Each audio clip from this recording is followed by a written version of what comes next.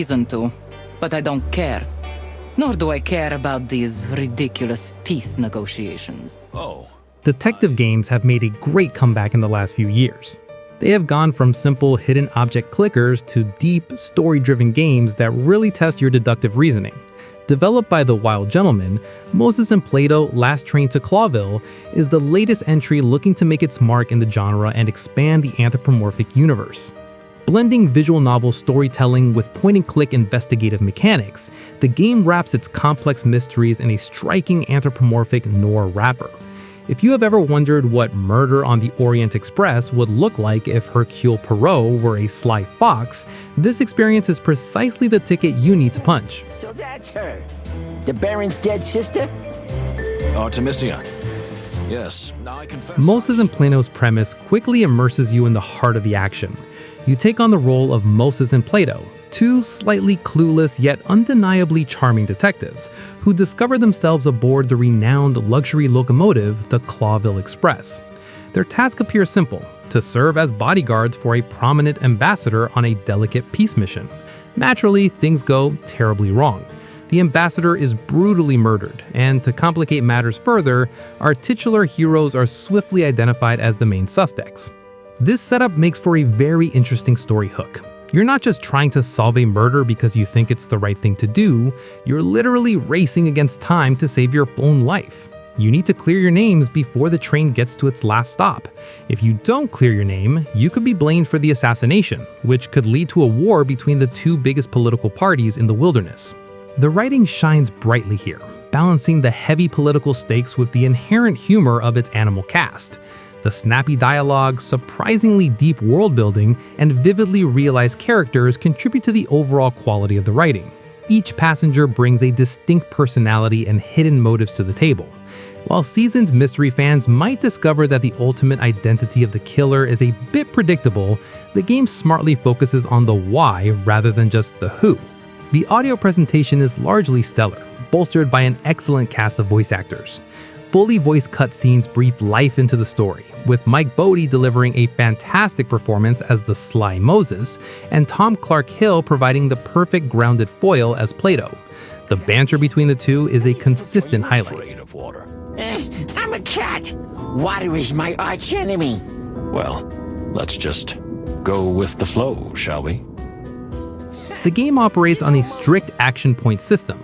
You simply do not have the luxury of casually strolling through every cabin and exhausting every dialogue tree with the 12 passengers on board. Time is constantly ticking down as the train hurtles towards Clawville. Every major action you take, whether it's thoroughly searching a suspect's luggage, eavesdropping on a hushed conversation in the dining car, or engaging in a full-blown interrogation, consumes valuable time. This design choice forces you to make tough, deductive decisions early on. This constant pressure adds a layer of anxiety and realism to the detective work that is highly effective. To aid your investigation, the game equips you with two standout tools. The first is Animal Sense. Because you are playing as anthropomorphic animals, you have access to heightened senses. You can use your special sight, hearing, and smell to find clues that most people would miss. Finding a lingering scent or paying attention to a faint heartbeat adds a tactile element to the point-and-click exploration. Finding clues is half the battle. Then you have to go back to your mind garden to put the pieces together. Using a classic conspiracy board, you physically connect the dots between testimonies, physical evidence, and suspect profiles to form actionable deductions. It's a highly rewarding system that makes you feel like an actual detective connecting the red strings. Well, well. Ah, the black goose himself. Ah, the killer and his pet. It's almost hard to see and perform everything in one playthrough because of the severe time management mechanics. You will have time to find out some of the secrets that the passengers are keeping, but not all of them. This does sound like something that makes the game more fun to play again, however.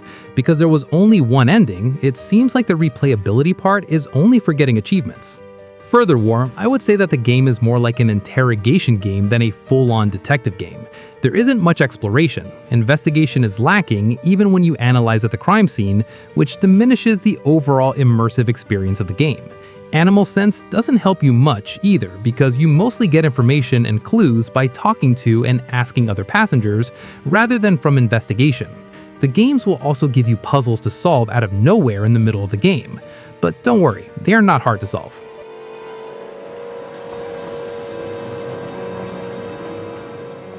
Moses and Plato Last Train to Clawville is a nice addition to the detective adventure genre. It successfully marries the cozy, character-driven charm of a visual novel with the brain-teasing deduction of a classic point-and-click adventure.